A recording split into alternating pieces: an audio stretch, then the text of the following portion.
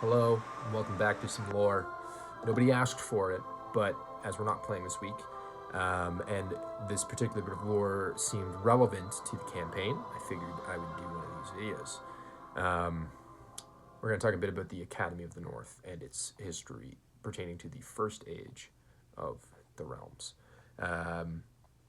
So the Silver Dragonborn, who are descendants of the ancient Silver Dragon Hydraxon, they predate their culture predates recorded history in the realms. And when at the beginning of the first age, the elves arrived from a far western continent, arrived to the realms, they brought with them their own innate magical gifts, which the Silver Dragonborn, upon recognizing sort of kindred magical spirits, opened the doors of the academy to them and were more than happy to share their knowledge. But in the year 1006 of the First Age, after his predecessor had met the dwarves, the Elvish king, King Siron II, when he came to power, he used his magical powers and those of his fellow elves to enslave the dwarves. This is known as the Great Betrayal. And with that happening, the Silver Dragon Hydraxon was not into that, so he closed the doors of the academy to the elves. And we are now going to talk about that a little bit. So let's get into some lore. King Siron II slammed his fist upon the doors, now closed to him. The academy would no longer permit his attendance. I beseech you, Siron called out, for he knew the Silver Dragon was listening. Traitorous worm, in my veins flows the blood of your kind. I have every right to pillage the secrets of your deepest dungeons. You have no right. The majesty of Hydraxon's voice boomed from above. The dragon descended from the skies and landed with a great quake. You never had, he continued. You have abused your privilege and forsaken your grandsire's holy name. We will not soon forget this betrayal, Hydraxon, Siron spat back. Hydraxon closed his eyes and spoke again, though now softly and ridden with sadness. You are mistaken again. This great betrayal belongs to your kind and your kind alone. With that, Hydraxon plunged his foreclaws into the earth and began to churn. Siron was knocked off his feet, and when he was finally able to raise himself from the ground, he could not believe what he saw. Hydraxon stood, burdened by the entire castle of the academy on his shoulders.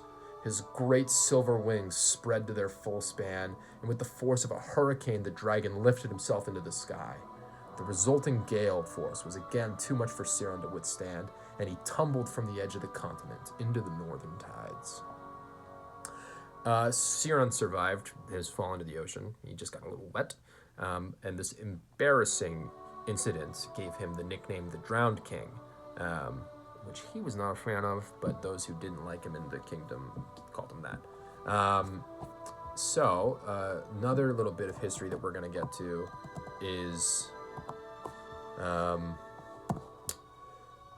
some more stuff with Hydraxon and what happened in the... He's lifted the academy up, and now we're going to get a bit of another point of view, which is from the Silver Dragonborn, who Cal of Clan Axon. It was a Silver Dragonborn who was in the academy upon this happening. The emancipation of the academy from the earth. Once I felt that we had stopped rising, I ventured outside. It was astonishing. The academy and the grounds were no longer earthbound. We were in the heavens. I was stunned. I was excited. I was terrified.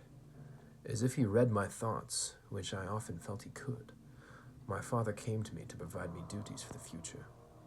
Through the clouds, his great serpentine neck weaved its way towards me, his gargantuan head lowering to be level with mine.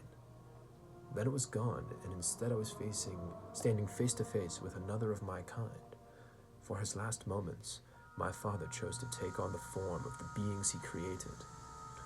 "My son," he said to me, "I have contributed to a great evil. The beings of this world were not ready for the knowledge that I had to share. My time is now over, and I beg your forgiveness, for it is on your shoulders that I must pass this heavy burden. Keep our people safe. Keep our knowledge secret. Never again should evil ever come from the deeds of the Silver Dragonborn. However, an age will come when those living beneath us have evolved past this barbaric era. You must be vigilant, and for any who are worthy, lead them, guide them, be patient with them. The responsibility is still ours to use our power for righteousness. Goodbye, my son." And thus, my father vanished, leaving behind a legacy that even today, I cannot be sure I have lived up to. So that is a quote taken from the personal journal of Cal of Clan Axon, who was the first headmaster of the Academy of the North. Eventually, they did open their doors again, and the Lone Icicle Tower was built as a way to connect the floating castle with the ground. And I'm excited for you guys to explore the school, should you manage to do so. I don't know why you wouldn't, but you never know what's going to happen in D&D, and sometimes you guys make interesting decisions. So, see you guys next week.